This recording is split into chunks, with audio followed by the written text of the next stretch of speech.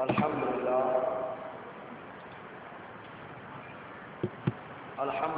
رب العالمين والصلاة والسلام على سيد الأنبياء والمرسلين وعلى آله وأصحابه أجمعين أما بعد فأعوذ بالله من الشيطان الرجيم بسم الله الرحمن الرحيم قال الله تعالى في القرآن المجيد إذا جاءك المنافقون قالوا نشهد إنك لرسول الله إلى آخر الآية. صدق الله مولانا العظيم وبلغنا رسوله النبي الأمين المتين الكريم ونحن على ذلك لمن الشاهدين والشاكرين والحمد لله رب العالمين. السلام علیکم ورحمۃ اللہ وبرکاتہ. درود پاک پڑھ اللہم صلی علی سیدنا شفیعنا حبیبنا مولانا محمد معظم الجود والکرم وعلی الکرام الکریم بارک وسلم علیک یا سیدی یا رسول اللہ صلی اللہ تعالی علیہ وسلم. پچھلے 15ویں سنیچر 15 روزہ پچھلا جو سنیچر گزرا اس میں حضور صلی اللہ علیہ وسلم کے ایمان کے تعلق سے بات بتائی گئی. یہ بات بتائی گئی کہ حضور صلی اللہ علیہ وسلم کے والدین مومن ہیں اور آپ دین حنیف حضرت ابراہیم علیہ السلام کے دین کے اعتبار سے مومن ہیں اور قرآن مقدس کی چند آیتیں خدرانہ کرتی ہیں. اور آج کا جو موضوع ہے وہ ہے عہد رسالت سے منافقین کی شرارتیں. ہر زمانے میں منافقین نے اپنے اپنے انداز میں شرارتیں کی جس کی وجہ سے اسلام کو کافی پریشانی کا سامنا اٹھانا پڑا اور مسلمان بھی کافی پریشان ہوئے. آپ غور کریں منافقت کی بنیاد سب سے پہلے مدینہ طیبہ میں پڑی اور اس کی داغ بیل جس نے ڈالی تھی اس کا نام عبداللہ ابن ابی تھا. چونکہ حضور صلی اللہ علیہ وسلم جب مکے میں بستے تھے تو مدینے میں لوگ اس کو اپنا سربراہ اور قائد و رہنما مانتے تھے عبداللہ ابن ابی اور قریب تھا کہ اس کو اپنا سردار مان لیتے. لیکن جب حضور صلی اللہ علیہ وسلم مدینہ تشریف لے گئے تب اس کے بعد اس کی جو خواہش کی مکمل نہ ہو سکی تب اس نے حضور صلی اللہ علیہ وسلم کے خلاف اور اسلام کے خلاف اور مسلمانوں کے خلاف برابر شرارتیں کی اور اسی کی شرارت کے نتیجے میں ایک پورا جبہہ تیار ہو گیا, ایک جماعت تیار ہو گئی اور جس نے اسلامی لبادہ پہن کر کلمہ پڑھ کر اپنے کفر کو چھپائے رکھا اور مسلمانوں کو پریشان کر رکھا. ان کے بارے میں اللہ تعالیٰ نے پوری ایک سورت نازل فرمائی جس کو سورہ منافقون کہتے ہیں. 28ویں پارے میں اللہ تعالیٰ نے مکمل سورت نازل فرمائی تھی. 11 آیتیں ہیں ٹوٹل ان کے بارے میں اس سورت کے اندر. اس کے علاوہ جا بجا سورہ توبہ کے اندر اللہ تبارک و تعالیٰ نے کئی آیتیں ان منافقین کی شرارتوں پر مطلع کرنے کے واسطے نازل فرمائی اور سورہ بقرہ کے اندر بھی کافی آیتیں ہیں. اور اس کے علاوہ مختلف مقامات پر جا بجا اللہ تعالیٰ نے نشاندہی فرمائی ان منافقین کی شرارتوں کی. سب سے پہلے چند شرارتیں ان کی دیکھیں. ان کی ہمیشہ سے تو یہی خواہش رہی کہ حضور صلی اللہ علیہ وسلم کو ذلیل کرے معاذ اللہ. لیکن یاد رکھیں جس نے بھی حضور کو یا صحابہ کرام کو پریشان کرنے کی یا اسلام کو ختم کرنے کی کوشش کی وہ تو ختم ہو گیا لیکن اسلام نہ ختم ہوا سبحان اللہ. اور نہ ہی فرزندانی اسلام کبھی ختم ہوں گے کیونکہ اللہ تعالیٰ کا وعدہ ہے کہ وہ اپنے نور کو مکمل فرما کے رہے گا. وَاللَّهُ مُتِمُّ نُورِهِ وَلَوْ كَرِهَ الْكَافِرُونَ. اللہ تبارک و تعالیٰ اپنے نور یعنی اسلام کو مکمل فرمائے گا اگرچہ کافروں کو ناپسند ہے. تو ایک شرارت کے بارے میں حضرت زید بن ارقم رضی اللہ تعالیٰ عنہ بیان فرماتے ہیں، در المنصور 14واں حصہ صفحہ 492 کی حدیث پاک ہے۔ حضرت زید بن ارقم رضی اللہ تعالیٰ عنہ بیان فرماتے ہیں، اور ایسے ہی تفسیر فخر الرازی کے اندر بھی حدیث جس کو تفسیر کبیر کہا جاتا ہے، اور ایسے ہی تفسیر البحر المحیط کے اندر بھی، اور ایسے ہی تفسیر مظہری کے اندر، یعنی اکثر کتب تفسیر میں یہ حدیث ملتی ہے، جس کے راوی حضرت زید بن ارقم رضی اللہ تعالیٰ نے یہ بیان فرماتے ہیں کہ ہم لوگ حضور صلی اللہ علیہ وسلم کے ساتھ ایک سفر میں نکلے تو مسلمانوں کو پریشانی کا سامنا ہوا۔ تمام مسلمان گئے، ان کو پریشانی کا سامنا کرنا پڑا۔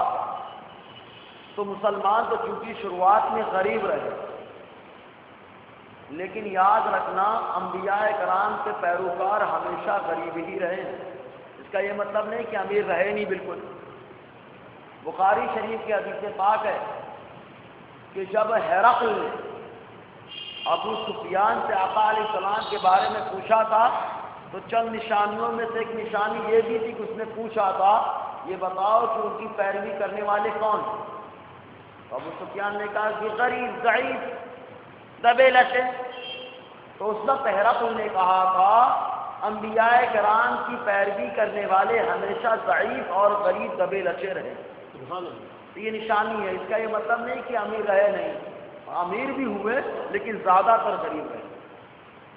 تو مسلمانوں کو پریشانی کا سامنا ہوا، تب حضور صلی اللہ علیہ وسلم نے لوگوں کو ابھارا کہ جو غریب ہیں ان کو وہ لوگ جن کے پاس سامان ہے کچھ کھانے پینے کا سامان دے دیں۔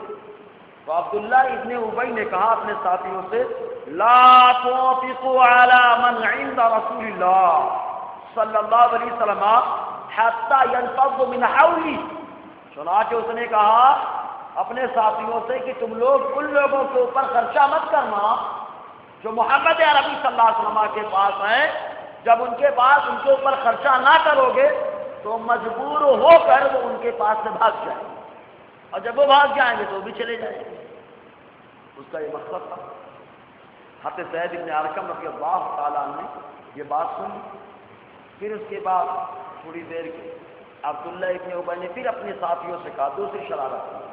اس نے کہا لئن رجعنا الى المدینہ لیخرجن الاعز منها العذل، اگر ہم مدینہ لوٹ کے چلے گئے اس سفر سے تو ہم میں سے جو غالب اور عزت والا ہے وہ ذلیل کو نکال دے۔ معاذ اللہ اس نے اپنے آپ کو غالب اور عزت والا کہا اور حضور کو معاذ اللہ ذلیل کہا۔ خود ذلیل تو آقا علیہ السلام تو آئینہ ہے، اس ذلیل کو اپنا چہرہ نظر آیا تو ذلیل کہہ ڈالا، تو نکال دیں گے۔ حضرت زید بن ارقم نے یہ بات بھی سنی۔ دو باتیں، پہلی بات اس نے کہی کہ خرچہ مت کرنا جو ان کے پاس ہیں، نہیں خرچہ ملے گا پریشان ہو جائیں گے، ساتھ چھوڑ کے چلے جائیں گے۔ اور دوسری بات اس نے یہ کہی کہ مدینہ پہنچیں گے تو نکال دیں گے آقا علیہ السلام کو معاذ اللہ۔ اس نے یہ ارادہ ظاہر کیا، زمان سے کہا۔ حضرت زید بن ارقم رضی اللہ تعالیٰ نے بات سن لی۔ فرماتے ہیں فاتیت النبی صلی اللہ علیہ وسلم فاخبرته بذلك، آقا علیہ السلام کی بارگاہ میں حاضر آیا، میں نے آقا علیہ السلام کو اس سے باخبر کیا کہ عبداللہ ابن ابی نے ایسا کہا۔ حضور صلی اللہ علیہ وسلم نے عبداللہ ابن ابی کو بلایا، پوچھا تم نے ایسا کہا؟ تو قسم کھانے لگا واللہ میں نے ایسے نہیں کہا، قسم کھا کے کہنے لگا میں نے ایسا نہ کہا۔ کہتے زید ابن ارقم رضی اللہ تعالیٰ کی بات جھوٹی ثابت ہوئی، تو لوگوں نے کہا کہ زید ابن ارقم جھوٹ بول رہے ہیں، یہ جھوٹ نہیں بول رہا کیونکہ اللہ کی قسم کھا رہا، اور اللہ کی قسم کھانے والا جھوٹ نہیں بولتا۔ ایمان والے تو قسم میں بھروسہ ہمیشہ کرتے ہیں۔ شیطان نے بھی قسم کھائی تھی نا، حضرت آدم علیہ السلام حضرت حوا سے، یہ شیطان کے چیلے منافقین، انہوں نے بھی قسم کھا لی۔ تو حضرت زید بن ارقم فرماتے ہیں کہ جب لوگوں نے کہا تو میرے دل میں عجیب سی کیفیت پیدا ہوئی کہ میں نے سچ بات کہی اور اس کے بعد مجھے جھوٹا ثابت کر دیا گیا۔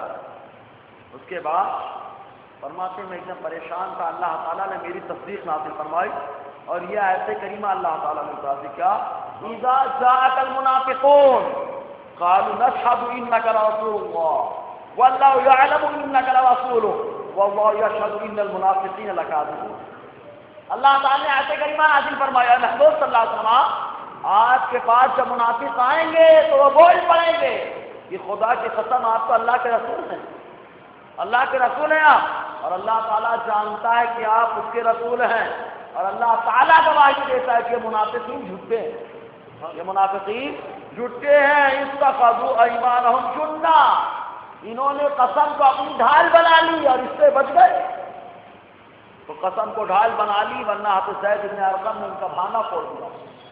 جب ان کی بات جو اس کی قسم کی بنا پر کچھ لوگوں نے تردید فرما دی تو ان کو تکلیف ہوئی، اللہ تعالیٰ نے تردید فرمائی کہ زید ابن ارقم صحیح ہے، یہ منافقین جھوٹے ہیں۔ تو یہ انداز منافقوں کا رہا کہ جب بھی اپنوں میں جاتے تو اسلام کے خلاف سازشیں کرتے، اور جب بھی آقا کی بارگاہ میں آتے تو ایک دم اللہ اللہ کی قسم کھاتے۔ یہ منافقین کا اندازہ، آج بھی اندازہ کر سکتے ہیں ہمارے درمیان ہے ایسے، خدا کی قسم حوالے تو رہتے نہیں ان کے پاس، زبردستی خالی چلانا بس، جیسا ان کو رٹا دیا گیا ویسے رٹ کے آ کے دادا گیری کرتا، ایک دم منافقوں کا انداز۔ اگر نہیں یقین آتا ہے تو کسی پکڑ کے دیکھ لیں کہ بھیا آپ ایسا کرتے ہو، حوالہ ہے کیا؟ حوالہ مولانا صاحب نے کہا، مولانا سے لکھا لاؤ، ہماری بات سمجھے گی نہیں، مولانا سے لکھا لاؤ کیا کہا تھا۔ وہ حدیث پیش کی جاتی ہے مسلم شریف کی تکبیر کے بارے میں، آقا علیہ السلام تکبیر سے پہلے صحابہ کھڑے ہو گئے، ارے حضور صلی اللہ علیہ وسلم کیا مؤذن تھے کہ تکبیر حضور کہتے تھے؟ وہاں پہ تکبیر سے مراد تکبیر تحریمہ ہے کہ صحابہ کرام اقامت کے بعد کھڑے ہوئے، صفوں کو درست کر لیا، اور اس کے بعد آقا علیہ السلام تشریف لائے جا تو تکبیر کہنے سے پہلے آقا علیہ السلام چلے گئے، تو تکبیر سے مراد تکبیر اولیٰ ہے۔ حدیث سمجھتے بھی ہے کہ نہیں؟ خود پوچھا جائے کہ حضور تکبیر کون سی کہتے تھے، تکبیر اولیٰ یا اقامت؟ ہماری بات سمجھے گی نہیں؟ وہ حدیث بنیاد بنا کے پیش کرتے ہیں۔ بہرحال تو اللہ تعالیٰ فرماتا ہے اتخذوا ایمانہم جنہ، انہوں نے قسموں کو اپنی ڈھال بنا لی، ان المنافقین لکاذبون، یقیناً منافقین جھوٹے۔ بہرحال اسی طریقے سے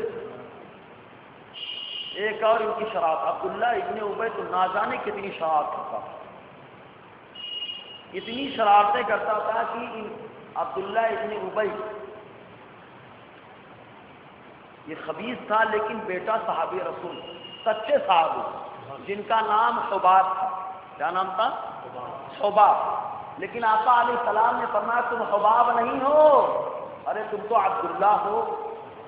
حضور نے ان کا نام عبداللہ رکھا، انہوں نے اپنے آپ کو حباب کہلانا بند کر دیا، ہمیشہ عبداللہ کہلاتے، ہمیشہ عبداللہ کہلاتے تھے۔ انہیں سے وہی عبد المنصور 14 صفحہ 499 کی حدیث سے تھا۔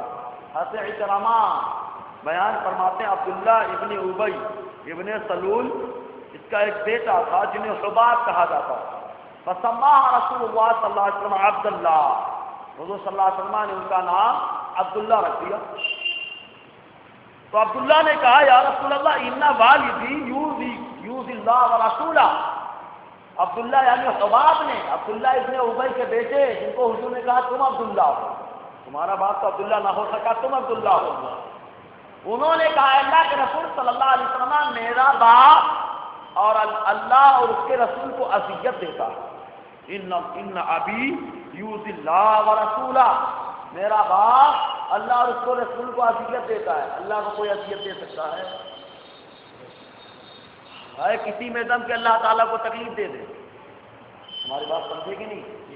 تو در حقیقت تاکید کے لیے وارد کیا گیا کہ صحابہ کرام اور اللہ کے رسول صلی اللہ علیہ وسلم کو تکلیف دیتا تھا، اور حضور کو تکلیف دینا در حقیقت اللہ کو تکلیف دینا، صحابہ کو تکلیف دینا در حقیقت اللہ تعالیٰ کو تکلیف دینا۔ اس لیے انہوں نے کہا میرا باپ اللہ اور اس کے رسول کو اذیت دیتا ہے، فَذَرْنِي أَنْ أَقْتُلَهُ، آپ مجھے اجازت دے میں اس کو قتل کر دوں، آپ مجھے اجازت دے میں اس کو قتل کر دوں۔ غور کرنے کی بات ہے، باپ منافق ہے، بیٹے کہہ رہے اللہ کے نبی صلی اللہ علیہ وسلم آپ اجازت دے میں قتل کر دیتا ہوں، کیونکہ وہ آپ کو تکلیف دیتے ہیں، اللہ کو تکلیف دیتے ہیں، لہٰذا اس کو میں قتل کر دوں، آپ اجازت تو دے۔ آقا علیہ السلام نے ارشاد فرمایا لا تقتل ابا، تمہارا باپ ہے مت قتل کرو، تمہارا باپ ہے قتل مت کرو۔ ایسے آگے بیان فرماتے ایک مرتبہ پھر آئے، ایک مرتبہ تو حضور نے منع کر دیا، معلوم ہے حضور نے منع کیا، پھر دوبارہ آئے، آنے کے بعد کہا ہے یا رسول اللہ ان والدی یؤذی اللہ ورسولہ فذرنی حتی اقتل، اللہ کے رسول صلی اللہ علیہ وسلم میرا باپ اللہ اور اس کے رسول کو اذیت دیتا ہے، آپ مجھے اجازت دیں میں اس کو قتل کر دوں۔ حضور صلی اللہ علیہ وسلم نے ارشاد فرمایا لا تقتل ابا، اپنے باپ کو قتل مت کرو۔ پھر انہوں نے کہا یا رسول اللہ صلی اللہ علیہ وسلم قتل نہ کروں، وہ آپ کو تکلیف دیتا ہے، اللہ کو تکلیف دیتا ہے، لیکن آپ رحم فرما رہے ہیں، رحم فرما رہے ہیں کہ قتل نہ کروں، تو کم از کم کوئی دعائے عنایت فرما دے کہ وہ سچا مومن ہو جائے، کوئی طریقہ بتا دے۔ چنانچہ انہوں نے کہا یا رسول اللہ فذرنی ان اسقیہ بالوضوء، آپ وضو کریں اور وضو کا غسالہ میں لے جاؤں، آپ مجھے اجازت دیں میں اپنے باپ کو پلاؤں، لعل قلبہ یلین، شاید وہ آپ کے وضو کا غسالہ پیے اور اس کا دل نرم ہو جائے، موم ہو جائے۔ آقا علیہ السلام نے وضو کا پانی منگایا اور منگانے کے بعد حضور صلی اللہ علیہ وسلم نے وضو کیا، وضو کرنے کے بعد جو غسالہ تھا حضور صلی اللہ علیہ وسلم نے غسالہ عطا کر دیا۔ حضرت حباب عبداللہ، کیونکہ عبداللہ ابن ابی بھی ہے نا اور بیٹے کا نام بھی عبداللہ، تو اس لیے حباب عبداللہ کہہ رہا ہوں ہے نا، حباب عبداللہ رضی اللہ تعالیٰ، انہوں نے وہ پانی لیا جو آقا علیہ السلام کا غسالہ تھا، لے گئے، لے جانے کے بعد اپنے باپ کو پلایا عبداللہ ابن ابی، اور پلانے کے بعد کہا حل تدری ما سقیتک، جانتے ہو میں نے تم کو کیا پلایا؟ تو اس ناہنجار نے کہا ہاں میں جانتا ہوں۔ کتنا خطرناک اور گندا جملہ اس نے استعمال کیا، اس نے کہا سقیتنی بول امک، تو نے اپنی والدہ کا پیشاب مجھے پلا دیا، استغفر اللہ استغفر اللہ، کتنا خطرناک جملہ استعمال کیا۔ معلوم یہ ہوگا کہ تبرکات کی برکت کو ٹھکرا دینا اور اس کو گندے سندے الفاظ سے ملقب کرنا یہ منافقین کا طریقہ رہا، سمجھ گئی بات؟ جو بھی تبرکات ہیں ان کو غلط الفاظ دے دینا یہ منافقین کا انداز رہا، ورنہ عبداللہ حباب تو لائے تھے آقا علیہ السلام کا غسالہ پلانے کے واسطے، لیکن وہ ناہنجار کہتا ہے تو نے اپنی والدہ کا پیشاب پلا دیا۔ تو بیٹے مہربان کے آقا نے منع فرمایا ہے، صحابی بھی، تو انہوں نے کہا لا واللہ، نہیں باخدا میں نے یہ نہیں کیا، ولکن سقیتک وضوء رسول اللہ صلی اللہ علیہ وسلم، میں نے کچھ اور نہیں پلایا بلکہ آقا علیہ السلام کا غسالہ پلایا، حضور صلی اللہ علیہ وسلم کا غسالہ پلایا، کیونکہ حضور صلی اللہ علیہ وسلم نے منع فرمایا۔ دیکھیے یہی ہے حضرت عبداللہ حباب جو عبداللہ ابن ابی کے بیٹے ہیں اور آقا علیہ السلام کے سچے مخلص صحابی، انہی کے کہنے سے حضور صلی اللہ علیہ وسلم نے اس کی نماز جنازہ پڑھائی، کس کی؟ عبداللہ ابن ابی کی۔ آپ لوگ واپس چلاتے ہیں نہیں چلاتے؟ آیا رہا ہوگا بیان ایک جناب کا کہ تم لوگ سب کو کافر کہتے ہو، ان کو یہ بھی نہیں معلوم کافر بولنا چاہیے کافر بولنا چاہیے، ہے نا؟ کافر بولتے ہو، تم کافر، ان کا جملہ ہے، ورنہ کافر لفظ ہوتا ہے۔ تو جنت کس کے لیے؟ ارے جنت مومن کے لیے اور کس کے لیے؟ ان کو یہ بھی نہیں معلوم ہے کیا کہ 73 میں ایک ہی جنتی ہے؟ سبحان اللہ، ان کو یہ بھی نہیں معلوم ہے، پھر بھی پوچھا کس کے لیے؟ ارے 73 میں ایک جو جنتی ہے اسی کے لیے، سب کے لیے تھوڑے نہیں ہے۔ تو انہوں نے جناب نے کہا کہ تم حضور سے اتنے مہربان، اتنے کریم کہ عبداللہ ابن ابی منافق جیسے کہ نماز جنازہ پڑھا۔ ایک بات یاد رکھیں آپ، حضور ساری کائنات کے لیے رحمت ہے کہ نہیں؟ ساری کائنات کے لیے اللہ تبارک و تعالیٰ قرآن مقدس میں ارشاد فرماتا ہے وَمَا أَرْسَلْنَاكَ إِلَّا رَحْمَةً، اے محبوب آپ کو سارے جہان کے لیے رحمت بنا دیا، سارے جہان کے لیے رحمت بنا کر بھیج دیا۔ جب حضور صلی اللہ علیہ وسلم سارے جہان کے لیے رحمت ہو گئے تو منافقین بھی آپ کی رحمت میں آئے کہ نہیں آئے؟ بولو یار، آ گئے۔ کافر بھی ہے کہ نہیں؟ سب آ گئے، حضور کی رحمت کا دریا عام ہے، سب کے لیے ہے۔ تو اس نے حضور کی شان میں گستاخی کی، آقا علیہ السلام کی یہ رحمت کہ آقا علیہ السلام نے اس کی نماز جنازہ جا کے پڑھ دی، یہ آقا علیہ السلام کی رحمت ہے کہ اس کی آقا علیہ السلام کی شان میں اس نے گستاخی کی۔ تو آقا علیہ السلام تو آپ کو درگزر فرماتے ہیں، آقا علیہ السلام تو معاف فرماتے ہیں، حضور نے معاف فرمایا، یا آقا علیہ السلام کی رحمت نماز جنازہ جا کے پڑھا دی، لیکن اللہ تعالیٰ نے حضور کی عظمت کو بتایا. سبحان اللہ. اللہ تعالیٰ نے عظمت کو بتایا. ارشاد فرمایا سورہ توبہ 11واں پارہ آیت نمبر 84. اللہ تعالیٰ فرماتا ہے محبوب آپ نے نماز جنازہ پڑھائی آپ کی رحمت ہے، لیکن یہ آپ کی شان میں گستاخی کرتا ہے. جب آپ کی شان میں گستاخی کرتا ہے تو میں آپ کی عظمت بتاتا ہوں. اے محبوب صلی اللہ علیہ وسلم اب کبھی کوئی آپ کی شان میں گستاخی کرے یا یہ ناہنجار اس نے گستاخی کی ہے تو اے محبوب صلی اللہ علیہ وسلم آپ کا کردار یہ ہوگا لا تصلی علی عبد منہم مات ابدا ولا تقم علی قبری انہم کفروا باللہ ورسولہ وماتوا وهم فاسقون. اللہ کے حبیب صلی اللہ علیہ وسلم اللہ تعالیٰ نے آپ سے فرمایا اے محبوب ان میں سے کسی کی نماز جنازہ مت پڑھنا جو ہمیشہ کے لیے مر گیا ہو، جو ہمیشہ کے لیے مر گیا ہو. ولا تقم علی قبری اور نہ ان کی قبر پہ کھڑے ہونا، نہ ان کی قبر پہ. یہ حضور کی عظمت کو کس نے اجاگر فرمایا؟ اللہ.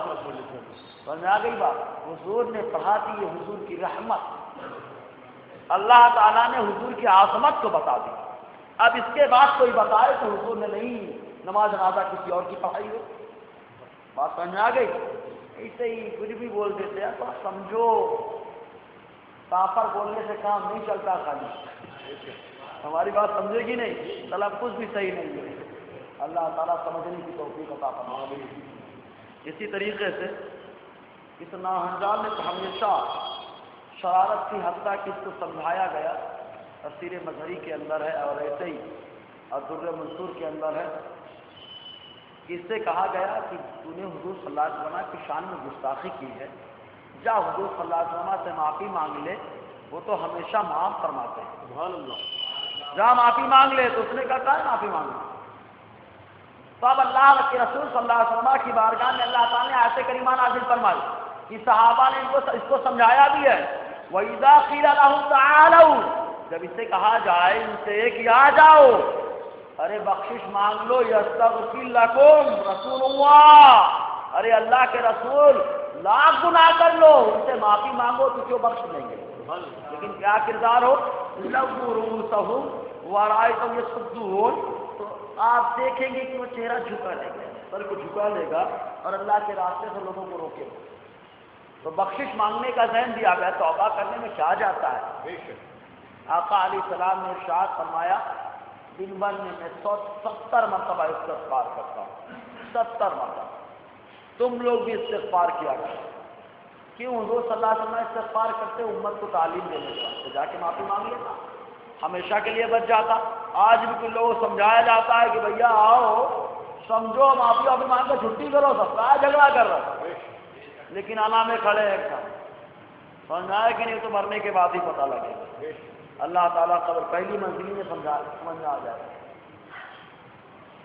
تو اس منافق نے بیضاوی شریف پہلا حصہ صفحہ 47 کے اندر ہے کہ عبداللہ ابن ابی اور اس کے ساتھی یہ کھڑے تھے. صحابہ کرام کا ایک جتھا ایک جماعت آئی تو اس نے اپنے ساتھیوں سے کہا دیکھو کیف ارد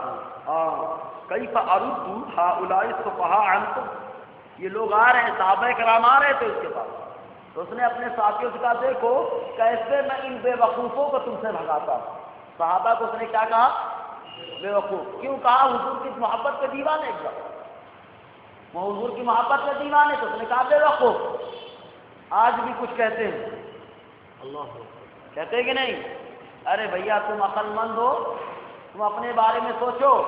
صحابہ کرام کو بے وقوف منافقین کہتے ہیں. اگر تم نے ہم کو کہا تو مطلب یہ ہے کہ منافقین کی جماعت میں تم شامل ہو گئے. کہ صحابہ کو وہ منافقین جو ہے بے وقوف کہتے تو تم سنیو وہ کہتے ہیں، یہ سمجھتے نہیں تھے. ایک نمبر کے منافقین میں کی جماعت میں تم شامل ہوتے ہو. تو اس نے کہا کیسے میں دیکھو ان بے وقوفوں کو تم سے ہٹاتا ہوں. حضرت ابوبکر صدیق کے ہاتھ کو پکڑتا ہے اور کہتا ہے مرحبا بالصدیق سید بنی تمیم و شیخ الاسلام و ثانی رسول اللہ صلی اللہ علیہ وسلم فی الغار الباذل نفسہ ومالہ لرسول اللہ صلی اللہ علیہ وسلم. حضرت ابوبکر صدیق کے ہاتھ کو پکڑتا ہے، تعریف کرنا چالو منہ پہ تعریف کرنے لگا اور کہنے لگا مرحبا صدیق. حضرت ابوبکر صدیق کہتا ہے مرحبا صدیق اور پھر آپ کے القاب گناتا ہے. آپ تو قبیلہ بنو تمیم کے جو ہے سردار ہیں اور اسلام کے شیخ ہیں، شیخ الاسلام ہیں، اور غار ثور میں آقا علیہ السلام کے ثانی ہیں، کیونکہ حضور نے فرمایا لا تحزن ان اللہ معنا، اس موقع ثانی اثنین ہما فی الغار، دو میں کے دوسرے ہیں جبکہ غار میں تھے، تو اس نے کہا غار میں آقا علیہ السلام کے ثانی ہیں اور اپنی جان اور مال کو آقا علیہ السلام پر خرچ کرنے والے ہیں۔ خوب تعریف کی، خوب تعریف کی۔ اس کے بعد حضرت عمر رضی اللہ تعالیٰ کے ہاتھ کو پکڑا اور پکڑنے کے بعد کہتا ہے مرحبا بسید بنی عبد الفاروق القوی فی دینہ الباذی نفسہ ومالہ لرسول اللہ صلی اللہ علیہ وسلم۔ ہاتھ کو پکڑا اور پکڑنے کے بعد کہتا ہے قبیلہ بنو عدی کے سردار کو خوش آمدید، مرحبا، قبیلہ بنو عدی کے سردار کو خوش آمدید، جو فاروق ہیں اور دین میں بہت قوی ہیں، اپنی جان اور مال کو اللہ کے رسول کے لیے خرچہ کرنے والے ہیں۔ اس کے بعد اسے علی کے ہاتھ کو پکڑا اور پکڑنے کے بعد کہنے لگا مرحبا یا بنا عم رسول اللہ صلی اللہ علیہ وسلم وختنہ، کہتا ہے خوش آمدید اے حضور کے چچا کے بیٹے اور حضور کے داماد سیدہ بنی ہاشم ما خلا رسول اللہ صلی اللہ علیہ وسلم، قبیلہ بنو ہاشم کے سردار ہیں حضور کو چھوڑ کر، یعنی حضور تو سردار ہیں، حضور کو چھوڑ کر اس کے بعد حضرت علی قبیلہ بنو ہاشم کے سردار، اس انداز میں تعریف کی۔ اور اس کے بعد صحابہ کرام وہاں سے چلے گئے، آیا اپنے ساتھیوں کے پاس اور آ کر کہنے لگا دیکھا کسے بے وقوف بنایا، کیا کہنے لگا دیکھا کسے بے وقوف بنایا، تو اللہ تعالیٰ فرماتا ہے بے وقوف ظاہرا ان کو بناتا ہے لیکن در حقیقت بے وقوف یہی ہے، بے وقوف یہی ہے کہ اللہ تعالیٰ فرماتا ہے وَإِذَا لَقُوا الَّذِينَ آمَنُوا قَالُوا آمَنَّا، کہ جب ایمان والوں سے ملے تو ایمان لائے، وَإِذَا خَلَوْا إِلَىٰ شَيَاطِینِهِمْ، اور جب اپنے شیطانوں کے ساتھ ہوتا ہے اِنَّا مَعَكُمْ، ہم تمہارے ساتھ، یہ بے وقوف بنا رہے، تو اللہ تعالیٰ فرماتا ہے الا انہم هم السفہاء، یہ لوگ تو بے وقوف ہے، انہی کے بارے میں۔ اسی طریقے سے ان لوگوں نے ایک شرارت کر کے ایک مسجد بھی بنائی اور زیادہ سازش کی۔ ایک سازش کا نتیجہ یہ بھی ہے کہ مشکات شریف کتاب الطہارہ کے ایک حدیث سے پاک ہے کہ اس کے اندر ایک صحابی ہے جن کا نام ذوالخویصرہ یمانی، یاد رکھیں، اور ایک منافق ہے جس کا نام ہے ذوالخویصرہ تمیمی۔ فرق سمجھ آیا؟ یمانی یمن کے رہنے والے یہ صحابی، اور تمیمی قبیلہ بنو تمیم کے جس کا تعلق و منافق تھا، ذوالخویصرہ تمیمی، یہ آیا اور آنے کے بعد مسجد نبوی کے اندر کھڑے کھڑے پیشاب کر رہا، مسجد کے اندر کھڑے کھڑے پیشاب کر رہا، صحابہ کرام پکڑے دوڑ کر، اور پکڑنے کے بعد پٹائی کا ارادہ فرمایا۔ آقا نے فرمایا یسروا ولا تعسروا، آسانی کرو چھوڑ دو، ماں چھوڑ دو، آسانی کرو، کیونکہ تم لوگ آسانی کرنے والے بنا کر دو۔ تو اس ناہنجار نے مسجد کا ادب نہیں کیا، یہی سے پیشاب کیا، سمجھ آیا کہ نہیں؟ تو مسجد کا ادب نہ کرنا یہ منافقوں کا انداز تھا۔ آج بھی مسجد کی بے ادبی ہوتی ہے، کتنی بے ادبیاں ہوتی ہیں اندازہ لگا سکتے ہیں، یہ بھی منافقوں کی شرارت تھی، آج بھی یہ شرارت۔ مسجد میں جب بھی داخل ہونا تو اعتکاف کی نیت کر لینا چاہیے، کیونکہ اعتکاف کی نیت سے داخل ہوں گے تو جب تک بیٹھے رہیں گے باتیں بھی کریں گے تو بھی ثواب ملے گا۔ ویسے تو مسجد میں بیٹھنا بھی عبادت ہے، حدیث میں ہے۔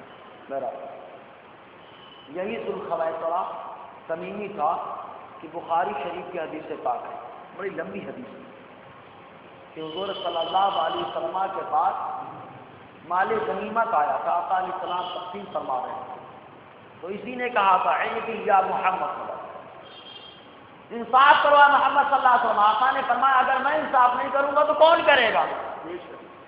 میں انصاف نہیں کروں گا تو کون کرے گا؟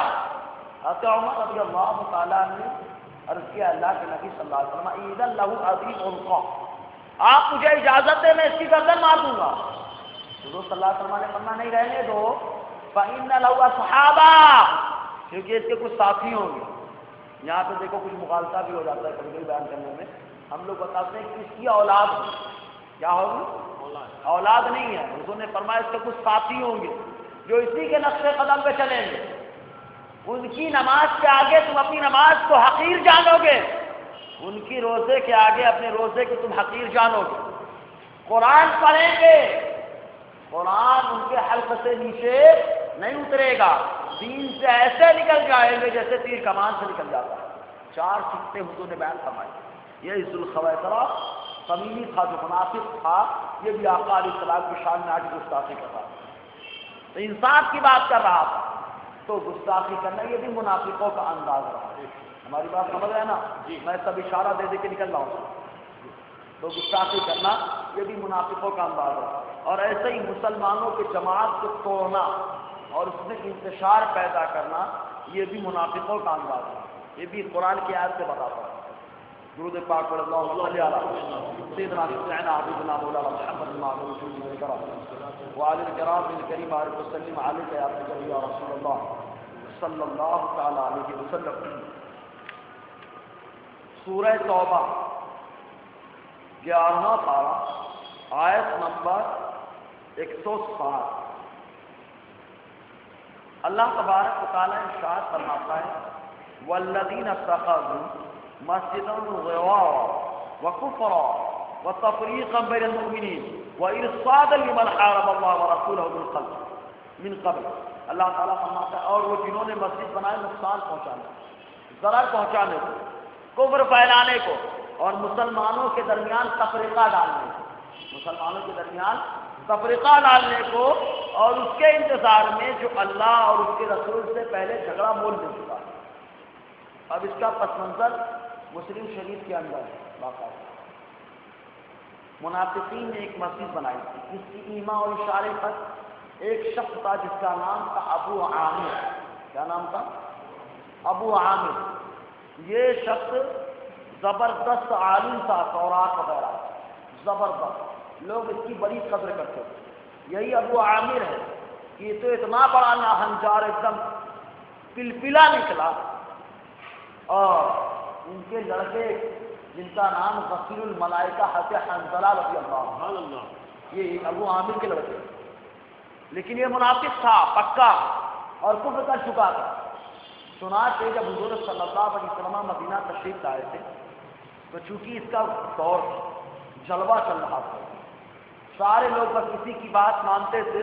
جب آقا علیہ السلام آئے تو حضور صلی اللہ علیہ وسلم ظاہر سی بات سارے ستارے چھپ گئے چاند کے آگے، چاند بھی شرما گیا سورج کے آگے. تو آقا علیہ السلام آئے تو سب کو تو چھپنا ہی ہے، کیونکہ آقا علیہ السلام اللہ تبارک و تعالیٰ نے آپ کو بدر کامل بنا کے بھیجا. تو یہ تو چھپ گیا. جب یہ چھپا تب یہ آیا آقا علیہ السلام کے پاس اور آ کر اس نے کہا آپ مجھے بتائیے کہ آپ کون سا دین لے کے آئے؟ حضور نے فرمایا میں دین حنیف لے کے آیا. حضرت ابراہیم علیہ السلام کا دین لے کے آیا. کون سا دین لے کے آئے؟ دین حنیف. حضرت ابراہیم کا دین لے کے آئے نا. اور اسی دین پر نہ حضور صلی اللہ علیہ وسلم کے والدین ہیں، بنایا کہ نہیں؟ اسی لیے مومن کہتے ہیں لوگ. تو اس نے کہا میں بھی تو دین حنیف پہ ہوں. حضور نے فرمایا دین حنیف کا یہ طریقہ نہیں، سارے طریقے بتایا. تو اس نے کہا خدا کی قسم آپ غلط بول رہے ہیں، آپ غلط بول رہے ہیں. ہم میں سے جو جھوٹا ہو تو وہ مسافرت اور پریشانی کی حالت میں مر جائے. حضور نے فرمایا آمین. اس نے دعا کی اور آقا علیہ السلام نے آمین کر دی. اب حضور کی دعا فرما دے اجابت کا صحرا عنایت سے توڑا، دلہن بن کے نکلی صدائے محمد صلی اللہ علیہ وسلم. حضور نے دعا فرمائی. چنانچہ اس کے بعد جب حضور صلی اللہ علیہ وسلم غزوہ حنین میں شریک ہوئے تو یہ ناہنجار بھی حوازن کی طرف سے آیا. جب وہ لوگ حوازن قبیلہ بنو حوازن کے لوگ بھاگے وہاں سے تو یہ بھی سر پر بھاگے. اور بھاگنے کے بعد اب مدینہ کے منافقین کو ایک خط لکھتا ہے اور کہتا ہے تم لوگ ایک مسجد بناؤ اور اس مسجد کو بناؤ. بنانے کے بعد اس کا معاملہ یہ ہوگا کہ در حقیقت وہاں نماز کا پیغام دیا جائے گا. صحابہ جو بوڑھے صحابہ ہیں ان کا سہارا لیا جائے گا، لیکن حقیقت میں میری خانقاہ ہوگی. وہاں میں آ کے بیٹھوں گا اور اپنا سکہ جم جائے گا تو میں رومی بادشاہوں سے مدد لوں گا اور مدد لینے کے بعد ان کا کام تمام کر دوں گا. ان کا کام تمام، ان کے سے سمجھ گئے اشارہ، حضور کا کام تمام معاذ اللہ کرنے کا ارادہ ظاہر کیا. اب ان لوگوں نے اس کے کہنے میں آ کر مسجد بنانا شروع کر دی. حضور کے کہنے پہ مسجد نہیں بنائی. حضور کے کہنے پہ بناتے تو یہ مسجد بنانے کے صدقے میں اللہ تعالیٰ جنت دیتا، جنت دیتا اللہ تبارک و تعالیٰ اگر حضور کے کہنے بناتے، لیکن ان لوگوں نے ابو عامر کے کہنے پہ بنایا اور آقا علیہ السلام کے خلاف سازش رچنے کے واسطے۔ اس لیے جب مسجد بن گئی پوری کمپلیٹ ہوئی تو افتتاح کے واسطے، آغاز کے واسطے یہ لوگ آئے۔ جب حضور صلی اللہ علیہ وسلم غزوہ تبوک میں جا رہے تھے، بڑی پریشانی کا غزوہ تھا، دھکالے کا وقت تھا اور کھجوریں پکی ہوئی تھی، اور ایسے وقت میں جب دھکالا ہوتا ہے تو ہر آدمی چاہتا اپنے گھر میں رہیں یا باغ میں نکل جائے، چھاؤں میں رہے، سائے میں، اور بڑھیا کھجور کا ٹھنڈا پانی پی کے مست رہے۔ تو حضور صلی اللہ علیہ وسلم نے جو ہے لوگوں کو دعوت دی تو تمام صحابہ کرام تیار ہو گئے۔ تو منافقین جانتے کیا کہہ رہے ہیں؟ جاؤ، ابھی تک تو عرب والوں سے پالا تھا، اب رومیوں سے پالا ہے، وہ بتا دیں گے۔ لیکن نہیں معلوم تھا روم ہو یا کوئی اور ہو، آقا علیہ السلام تو سب پر غلبہ حاصل کرنے کے لیے آئے، اسلام تو غلبہ حاصل کرنے والا۔ بہرحال آقا علیہ السلام جو تشریف لے جانے لگے، یہ لوگ آئے اور کہنے لگے ایسا آقا علیہ السلام سے کہ ہم لوگوں نے ایک مسجد بنائی ہے اور اس کا مقصد یہ ہے کہ صحابہ کرام بولے ہیں، کمزور ہیں، وہ دور جا نہیں پاتے، ہمارے یہاں نماز پڑھ لیا کریں گے۔ تو وہ صلی اللہ علیہ وسلم نے یہ نہیں فرمایا کہ ہاں پڑھا دوں، حضور نے فرمایا ابھی میں غزوہ تبوک پہ جا رہا ہوں، اگر اللہ تعالیٰ کی مرضی ہوگی تو پڑھا، اللہ تعالیٰ کی مرضی ہوگی تو دیکھا جائے۔ اتنا ارشاد فرمایا آقا علیہ السلام تشریف لے۔ وہاں سے واپس آئے، راستے میں ایک جگہ پہ آقا علیہ السلام ٹھہرے، پھر ان لوگوں نے کہلوایا، پیغام بھیجا کہ مسجد کو افتتاح فرما دیں۔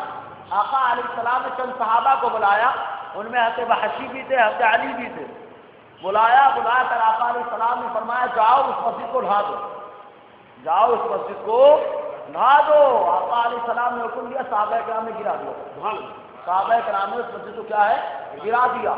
اس کے بارے میں متفقہ فیصلہ ہوا کہ وہاں پر کبھی مسجد نہ بنائی جائے گی، آج بھی وہاں مسجد نہیں بنائی گئی۔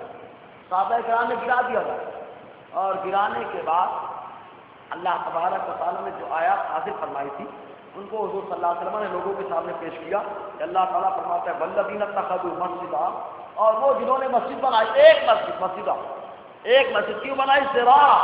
ضرر پہنچانے کو، نقصان دینے کو، حالانکہ بتایا تھا بوڑھے پڑے دور نہیں جا سکتے، وہ کفر پھیلانے کے واسطے، وہ تفریقا بین المؤمنین، اور مومنوں کے درمیان تفریقہ ڈالنے کے لیے، ارصادا لمن حارب اللہ ورسولہ من قبل، اور اس کے انتظار میں جس نے اللہ اور اس کے رسول سے پہلے جھگڑا لیا، کون؟ ابو عامر شامی۔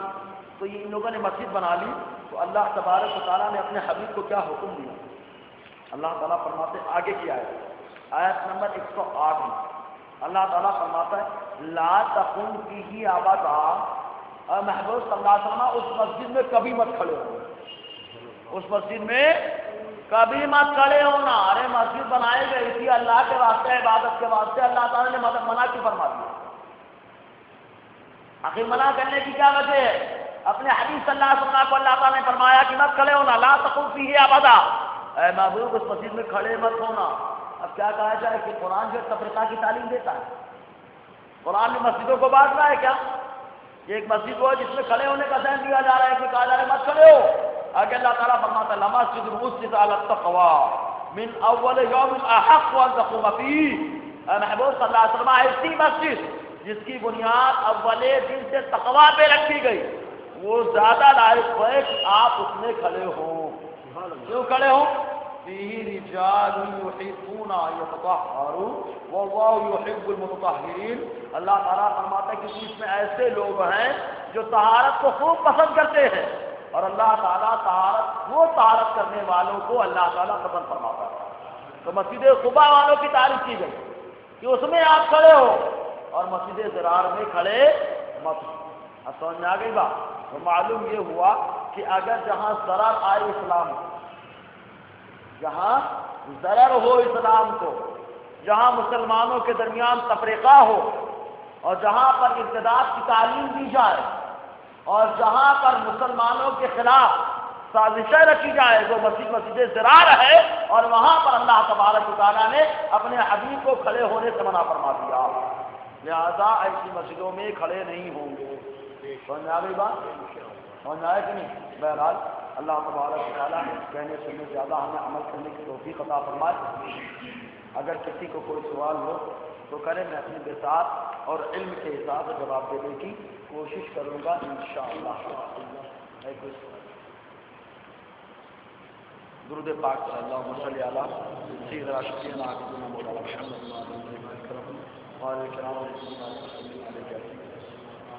بہت خطرناک سوال کر دیے ہیں، اپنے آپ عام مسئلہ چل رہا ہے۔ پہلے تو ایک کھڑے ہوئے تھے بہت شاہکار دین کے تھے ظاہر، انہوں نے کہا بھیا سوال یہ ہے، پہلے سوال سنیں، اپنے نام کے ساتھ سید لگانا اور لکھنا کیسا ہے؟ اگر کوئی غیر سید ایسا کرے تو شرعی حکم کیا ہے؟ جزاک اللہ۔ دو سوال ہو، پہلے تو ایک صاحب نے اعلان کر دیا تھا دنیا میں سید کا وجود ہی نہیں، معلوم نہیں کتنا بڑا مطالعہ ہے، جبکہ حضور صلی اللہ علیہ وسلم نے فرمایا، دو روایت ہے، یہ ترمذی کی بھی حدیث ہے اور مستدرک علی الصحیحین کے اندر بھی، حضور صلی اللہ علیہ وسلم نے فرمایا میں تمہارے درمیان دو مضبوط چیزیں چھوڑ کے جا رہا ہوں، ایک قرآن اور ایک اہل بیت، یہ دونوں جدا نہیں ہوں گے، لن یتفرقا حتی یرد علی الحوض، حضور نے فرمایا یہ دونوں جدا نہیں ہوں گے یہاں تک کہ حوض کوثر پر میرے پاس آ جائے۔ سبحان اللہ، تو دونوں جدا نہیں ہوں گے نا، ترمذی کی حدیث مستدرک علی الصحیحین کی حدیث ہوگی کہ نہیں ہوگی؟ تو قرآن موجود ہے کہ نہیں؟ مطلب یہ ہوا کہ حضور کی اولاد بھی موجود ہے، ورنہ حدیث جھوٹی ہوگی کہ نہیں؟ حضور نے فرمایا دونوں جدا نہیں ہوں گے، جب دونوں جدا نہیں ہوں گے تو قرآن موجود، اس کا مطلب صحابہ بھی موجود ہے، حضور کی اولاد بھی موجود، سمجھ آیا کہ نہیں؟ اور ایک بات یاد رکھو، اشرف المحبت کی حدیث ہے، آقا علیہ السلام نے فرمایا تمام انبیاء کی ذریت اللہ تعالیٰ نے ان کی پشت میں رکھی ہے، انبیاء کیا، لیکن میری اولاد اللہ تبارک و تعالیٰ نے علی کی پشت میں رکھی۔ سبحان اللہ، تو حضرت علی کی اولاد کس کی اولاد ہوئے؟ سمجھ آ گئی بات؟ حدیث ہے۔ اور جو حضور کی اولاد ہیں عام طور سے ان کو سید کہا جاتا ہے نا؟ اب بھائی جو حضور کی اولاد ہے بھائی اپنے آپ کو سید لکھے، لکھنا چاہیے اس کو تاکہ سعادات کرام کی اپنا تعظیم کر سکے نا بھائی، ہے نا؟ اسے لکھنا چاہیے، لیکن جو سید نہ ہے، یا مان لیجیے کوئی انصاری نہیں پھر بھی اپنے آپ کو لکھتا ہے انصاری، کوئی سید نہیں اپنے آپ کو لکھتا ہے سید، اور کوئی مان لیجیے کہ شیخ نہیں پھر بھی لکھتا ہے شیخ، سمجھ آیا کہ نہیں؟ یعنی اپنا نسب چینج کر رہا ہے۔ کیا چینج کر رہا ہے؟ نسب۔ تو نسب چینج کرنا حرام، کیونکہ جو نسب چینج کرتا ہے تو گویا کہ وہ اپنی والدہ پہ تہمت لگا رہا ہے کہ میرے ابا تو انصاری ہیں، اب اس نے کہا میں ہوں شیخ، تو ابا سے نسب چلتا ہے نا، اس نے شیخ کہہ کے اپنے ابا کا انکار کیا کہ نہیں؟ تو حضور نے فرمایا جو اپنے باپ کے علاوہ کسی اور کا دعویٰ کرے اس پر اللہ کی لعنت ہوتی ہے۔ اب سمجھ آ گئی بات؟ تو جو نسب اپنا چینج کرتا ہے اس پر اللہ کی لعنت ہوتی ہے۔ ٹھیک ہے بھائی، سمجھ آیا کہ نہیں؟ یہ ہے مسئلہ اس کا۔ ایک بات اور، لیکن اگر کوئی متقی پرہیزگار اس کو سید کہہ دیا تو جائز ہے۔ سید مانا سردار، سید مانا سردار۔ اچھا دن کبھی سید ہوا ہے؟ کون سا دن سید ہے بتاؤ؟ سبحان اللہ، سبحان اللہ، انصاری شیخ، کون سا دن انصاری؟ کوئی نہیں ہے نا، دین کبھی انصاری سید شیخ ہوں گے، لیکن ابن ماجہ کی حدیث ہے، ابو لبابہ ابن عبد المنذر رضی اللہ تعالیٰ عنہ سے مروی ہے، رسول نے فرمایا ان یوم الجمعۃ سید الایام، سبحان اللہ، کہ جمعہ کا دن دنوں کا کیا ہے؟ سید ہے۔ سید مانا سردار، سید مانا، تو اعلیٰ حضرت رحمت الرضوان ہمارے کیا ہیں؟ سردار۔ اس لیے ہم لوگ کیا کہتے ہیں؟ ڈال دی قلب میں عظمت مصطفیٰ سیدی، اعلیٰ حضرت کے لاکھوں سبحان اللہ، ہمارے سردار، ہمارے رہنما۔ ایک تو یہ بات ہو گئی، جو سردار ہوتا ہے اس کو بھی سید کہا جاتا ہے، جیسا کہ ابھی حدیث بتائی تھی میں نے، حضرت ابو بکر کو اس نے کہا تھا سید بنی تیم، قبیلہ بنو تیم کے سردار۔ حضرت عمر کو کہا قبیلہ بنو عدی کے سید یعنی سردار۔ حضرت علی کو کہا کہ بنو ہاشم، حضور کو چھوڑ کر کے بنو ہاشم کے سردار، سید کہا کہ نہیں کہا؟ تو سید مانا سردار۔ اگر اس معنی میں کوئی استعمال کرتا ہے تو بھی کوئی خرابی نہیں، سمجھا ہے کہ نہیں؟ ہاں اگر اس معنی کو استعمال کرتا ہے، بڑا متقی ہے، بڑا مومن آدمی ہے، متقی پرہیزگار ہے۔ تو حدیث پاک میں آیا، حضور صلی اللہ علیہ وسلم نے فرمایا کل مومن تقی فهو عالی، او کما قال صلی اللہ علیہ وسلم۔ حضور نے فرمایا ہر مومن متقی پرہیزگار میری اولاد ہے۔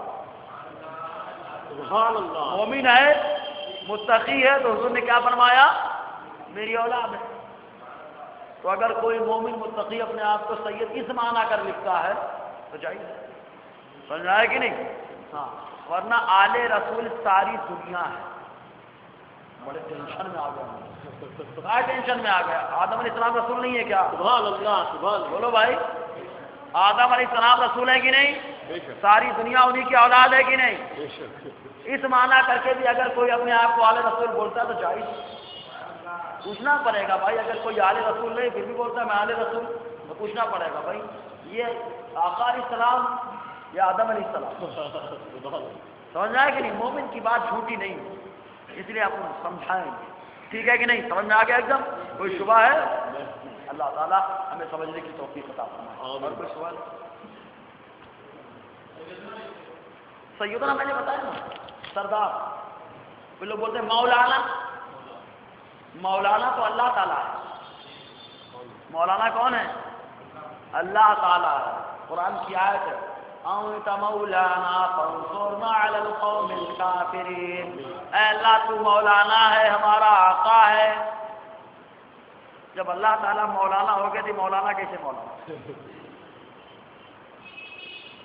سمجھے کہ نہیں؟ اللہ تعالیٰ حقیقت میں ہمارا آقا مولا ہے، اور اللہ تعالیٰ نے ان کو مولانا بنا دیا ہے۔ سبحان اللہ۔ تو جب ان کو مولانا بنا دیا، یہ مولانا ہو گئے، تو اگر حضور کو بنا دے تو سمجھے کہ نہیں آپ؟ بے شک، بے شک۔ ٹھیک ہے نا؟ سیدنا بمانا ہمارے سردار سیدنا ابو ہریرہ فرماتے ہیں، سبحان اللہ، سبحان ابو ہریرہ حضور کی اولاد ہے کیا؟ اللہ۔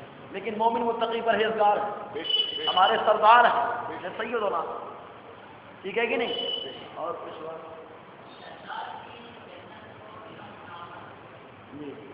صحیح ہے؟ شداد جو تھا ناہنجار، اس نے دنیا میں جنت بنائی تھی، لیکن ایک بار بتائیے دنیا کی جنت کیسی ہو سکتی ہے؟ یہ مخلوق بنا رہا ہے، اور وہاں خالق نے بنایا، مالک نے بنایا، اب مخلوق بہرحال مخلوق ہے، کچھ نہ کچھ کمی رہ جائے گی۔ انسان اتنی ترقی کر گیا اور روبوٹ تک بنا لیا، لیکن وہ نہیں ڈال پایا اس کو۔ یہ مخلوق کر رہا ہے، لیکن اللہ تعالیٰ نے روح وغیرہ سب ڈال دیا، سبحان اللہ۔ سمجھے کہ نہیں؟ تو اس نے جنت بنائی تھی، اس کا نام ارم تھا، ارم ذات العماد التي لم يخلق مثلها في البلاد، عمارت والی ارم جس کے مثل شہروں میں بنایا ہی نہیں گیا، سمجھے کہ نہیں؟ دنیا میں بنایا ہی نہیں گیا، سب سے خوبصورت، لیکن داخل نہیں ہو پائے، دروازے پہنچ گیا، سمجھے کہ نہیں؟ دروازے پہ پہنچا اور پہنچ گیا، تو معلوم یہ ہوا کہ لاکھ کوئی کچھ کر لے، اللہ تعالیٰ کی مرضی کے آگے انسان نہیں جا سکتا، سمجھ آئے کہ حضرت تو ایسے لوگ اپنے بچوں کا نام رکھتے ہیں، کہہ رہا ہوں بچنا چاہیے ایسے ناموں سے۔ اعلیٰ حضرت تو ہاں بہت بھاری، وہاں پہ سب لوگ دیکھیے مجازی مانا تو شعر میں تو وہ چیز جائز ہوتا ہے جو غیر شعر میں جائز نہیں ہوتا، تو وہاں ارم سے اپنی دنیا کی جنت نہیں مراد، سبحان اللہ۔ وہ جنت مراد، سمجھ آئے کہ نہیں؟ کیونکہ شعر میں ایسی چیزیں جائز ہوتی ہیں جو غیر شعر میں جائز نہیں ہے۔ حضور کو تو کہہ سکتے ہیں، نہیں، تیرا کہہ سکتے ہیں، نہیں۔ لیکن شعر میں ضرورت شعری کی وجہ سے جائز ہے۔ واہ کیا جوتو کرم ہے شہ بقا میں، سبحان اللہ۔ نہیں سنتا ہی نہیں مانگنے والا، تو وہاں ارم سے اللہ تعالیٰ کی جنت، سبحان اللہ۔ ورنہ شداد کی جنت نہیں مراد ہے کہ تاجدار ارم، تاجدار حرم شہر یار ارم، ورنہ ہے کہ نہیں؟ تو ارم سے مراد وہ دنیا کی جنت نہیں، آخرت کی جنت، سبحان اللہ۔ ٹھیک ہے بھائی؟ اور کوئی سوال؟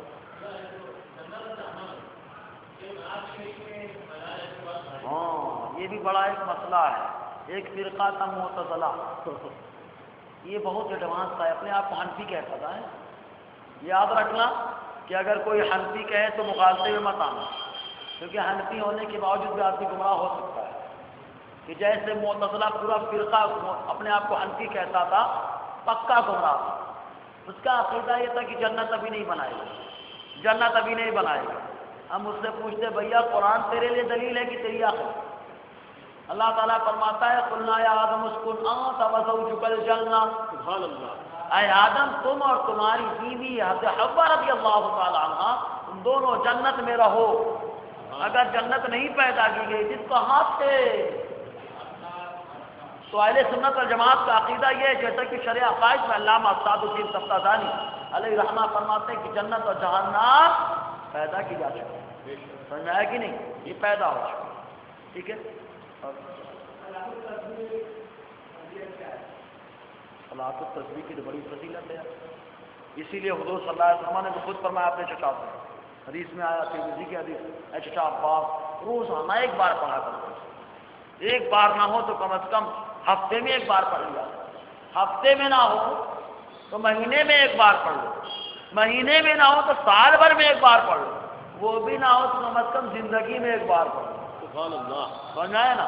تو اب اندازہ لگائے، ظاہر سی بات ہے حضور پڑھنے کا حکم دے رہے ہیں تو سب سے بڑی فضیلت کی گارنٹی تو یہی ہے کہ حضور تاکید فرما رہے ہیں کہ روز پڑھنے کا ذہن دے دیں۔ اس کا مطلب یہ کہ آقا علیہ السلام کو بہت پسند ہے نا، سبحان، ٹھیک ہے نا چچا؟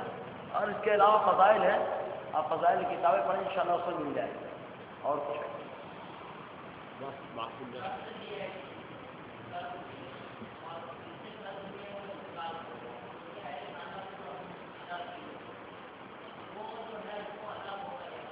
بہت اچھا سوال کیے۔ زید تھا، زید سے خالد نے 5000 قرضہ لیا، زید سے خالد نے 5000 قرضہ لیا اور زید کا ہو گیا انتقال۔ زید کے 3 بچے یا ایک بچہ، خالد نے کہا بھیا اب اس کو تو دے نہیں سکتے، اس کی قبر میں جا کے رکھ کے آ جائے، اب اس کے بچوں کو دیا تو قرضہ ادا ہو جائے گا، اس لیے کہ زید کا جب انتقال ہوا تو جتنی پراپرٹی ہے سب ترکہ ہے۔ کیا ہے؟ ترکہ ہے، ترکہ میں بچوں کا تو حصہ ہی ہوتا ہے، تو وہ قرضہ بھی کیا ہو گیا؟ ترکہ ہو گیا، اب اس کے بچوں کو دے دیا جائے، قرضہ ادا ہو جائے۔ یہ تو معاملہ کب ہوا؟ جب زید نے دیا تھا، اور اگر زید نے لیا تھا ادا نہیں کیا مر گیا، سمجھے کہ نہیں؟ دیا تھا مر گئے تو خالد اس کے ان کے بچوں کو دے دے، ادا ہو جائے، ہے نا؟ لیکن اگر لیا تھا لے کے مر گئے، اب کیا کرنا؟ ہاں تو جتنی پراپرٹی چھوڑی ہے ترتیب وائز 4 حصے لگتے ہیں، ترتیب وائز کتنے حصے ہوتے؟ 4۔ جتنی جائیداد چھوڑی سب ہو گیا ترکہ، جب سب ہوا ترکہ تو اس سے ترتیب وائز 4 حقوق کا تعلق، پہلے اس میں سے کفن دفن کا انتظام کیا جائے، وہ ہو گیا، پھر قرضہ دیا جائے۔ کیا دیا جائے گا؟ قرضہ۔ قرضہ دینے کے بعد بچ گیا تو اب اگر اس نے وصیت کی تھی بھیا فلاں کو اتنا مال دے دو تو وصیت، اب اس کے بعد بچے گا تب بچے اپنے آپس میں بانٹیں گے، چوتھے نمبر پہ۔ لیکن چوتھے نمبر کا کام 1 نمبر پہ اور 1-2 نمبر والا کام رہتا ہی ہے، جبکہ قرضہ ادا کرنا چاہیے۔ حدیث پاک میں آیا حضور صلی اللہ علیہ وسلم نے فرمایا ایک شخص جنت کے دروازے پر روک دیا گیا محض 2 دینار کی وجہ سے۔ کتنے دینار کی وجہ سے؟ کہ 2 دینار اس نے قرضہ لیے تھے اور ادائی نہیں کیا، انتقال کر گیا، جنت کے دروازے پہ روک دیا گیا۔ کیا اس کے قبیلے کا کوئی شخص یہاں موجود ہے؟ قتادہ رضی اللہ عنہ نے عرض کیا اللہ کے نبی صلی اللہ علیہ وسلم کوئی نہیں ہے، میں اپنے ذمے لیتا ہوں کہ وہ 2 دینار میں اس کے قرض ادا کروں گا۔ حضور نے فرمایا اب وہ جنت میں داخل ہو گیا۔ سمجھا گئی بات؟ تو قرضہ پہلے ادا کریں، قرضہ پہلے ادا کر دیں، اور قرضہ پہلے آپ ادا نہیں کر پا رہے ہیں، سمجھ میں آیا کہ نہیں؟ ادا کرنے کے لیے اسباب نہیں ہے تو جس کا مال ہے قرضہ جا اس سے معافی مانگ لے، بھیا ہمارے ابا کو معاف کر دو، وہ قرضہ میں دوں گا، ابا کو معاف کرو بھیا، تو ابا معاف ہو جائیں گے، کم سے کم یہ معاف کر رہا ہے تو جنت تو پہنچ جائیں گے، سمجھے کہ نہیں؟ کھڑکی تو کھل جائے گی جنت کی۔ تو معافی مانگ لے جا کے کہ میں دوں گا، اور اگر آپ ہی نہیں دے سکتے تو اس سے بھائی خدا کا واسطہ لگا کے معافی مانگ لیں، سمجھا ہے کہ نہیں؟ معافی مانگ کے چھٹکارا لے ورنہ بڑا مسئلہ آ جائے، اور آج تو قرضہ لینے کے بعد چہرے ہی نہیں دکھاتے، صحیح بات ہے کہ نہیں؟ چہرہ ہی نہیں دکھاتے ہی دیکھ لے گا، تقاضا کر لے گا کہ بھیا تو پیسہ ہمارا نہیں، ایسا نہیں ہونا چاہیے، جا کے معافی مانگ لیا جائے، سمجھے کہ نہیں؟ لیکن دینے کی نیت ہمیشہ رکھو، لے لیے تو اس کا مطلب نہیں ہڑپ کر جانے، دینے کی نیت کی آج دھیرے دھیرے میں ادا کروں گا، اور ادا کرنے کی کوشش بھی کریں تو انشاءاللہ اللہ تعالیٰ ضرور معاف فرمائے گا، کیونکہ وہ نیتوں کو دیکھتا ہے نا۔ اور کوئی جی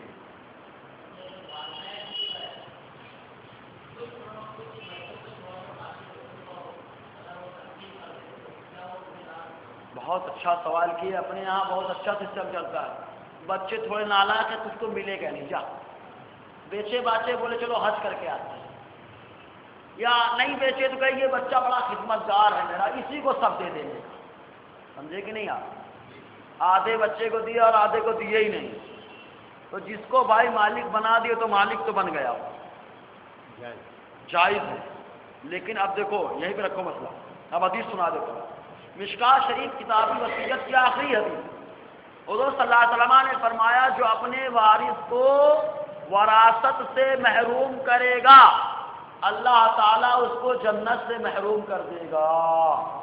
کتنی خطرناک وعید ہے، آپ غور کرو، کتنی خطرناک وعید ہے کہ جنت سے محروم کر دے گا۔ تو آدھے بچوں کو دیا آپ نے، آدھوں کو نہیں دیا، تو سوچے جنت گئی کہ نہیں گئی؟ تو اگر والدین کو نہیں معلوم تھا، انہوں نے کچھ بچوں کے نام کر دیا، کچھ بچوں کے نام نہیں کیا، تو اب دونوں بچوں کے اوپر اختیار ہے، چاہے تو یہ بچے کہیں بھیا ہم معاف کرتے، چل تمہارے ابا اماں نے جو فیصلہ کیا میں مانتا ہوں فیصلہ، تو انہوں نے معاف کر دیا، تو اب ان کے لیے آسانی ہو گئی کہ نہیں ہو گئی؟ اور یا یہ بچے کہیں بھیا اماں ابا نے تو غلطی کر دی لیکن وہ جنت کے مسئلے پھنس رہے ہیں، ابا اماں نے میرے نام کیا تھا لیکن میں اپنی طرف سے آپ لوگوں کو حصہ دے رہا ہوں، سبحان اللہ، اور نا سمجھداری یہ ہے، ہماری بات سمجھے کہ نہیں؟ چاہے تو وہ بچے جن کو کچھ نہیں ملا ہے زندگی بھر تو نالائقی کی ہے، چلو آج ابا کے لیے کچھ کام کر دے، اماں کے لیے میں نے معاف کیا، میں نے معاف کیا، تو بھی کوئی مسئلہ نہیں ہے، جنت کے مستحق بن گئے۔ اور اگر دوسرے بچے یہ معاف کرنے کے لیے تیار نہیں تھے، ابا اماں نے اتنا خیال کیا کہ پوری جائیداد ان کے نام کر دی، تو کم سے کم ان کو تو خیال کرنا چاہیے کہ جنت ان کے نام کر دیں، تو یہ کہتے ہیں بھیا تم لوگ کو تھوڑا جو بھی بنتا ہے دے دو، سمجھ آئے کہ نہیں؟ یہ سمجھداری ہے، ورنہ ماں باپ نے جس کے نام کیا تھا وہ اس کے مالک ہو گئے، دوسرے بھائی بہن اس میں دخل نہیں دے سکتے، ٹھیک ہے؟ مسئلہ سمجھ آیا نا؟ ایک دم مالک بنا دیا، مالک ہو گئے، لیکن ابا اماں سوچے اپنے بارے میں، تو بچوں کی لائقی دیکھی جائے گی، کتنے سمجھدار ہیں بچے، ٹھیک ہے کہ نہیں؟ دیکھو میں اس لائف پوائنٹ اس لیے دے رہا ہوں کہ عام طور سے ہم لوگ لڑتے ہیں، ابھی ہمارے نام نہیں ہوا، ارے بھیا نہیں ہوا، نالائق تھے آپ، نالائقی کی، ابا کی نظر میں نالائق تھے، نہیں دیے وہ، معاف کر دو، آج جاؤ کماؤ کھاؤ جائے، یا یہ کہتے ٹھیک ہے بھیا لے لے تو غریب ہے، لے کچھ لے لے، سمجھے کہ نہیں؟ اور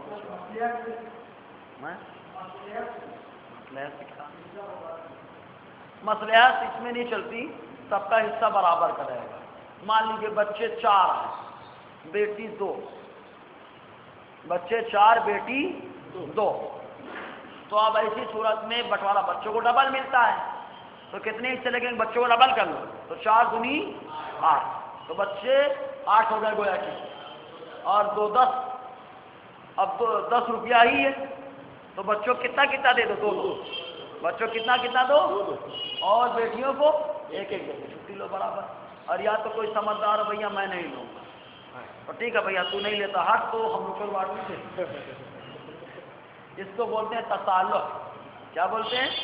تصالح، مصالحت کر سکتا ہے، صلح کر سکتا ہے۔ اور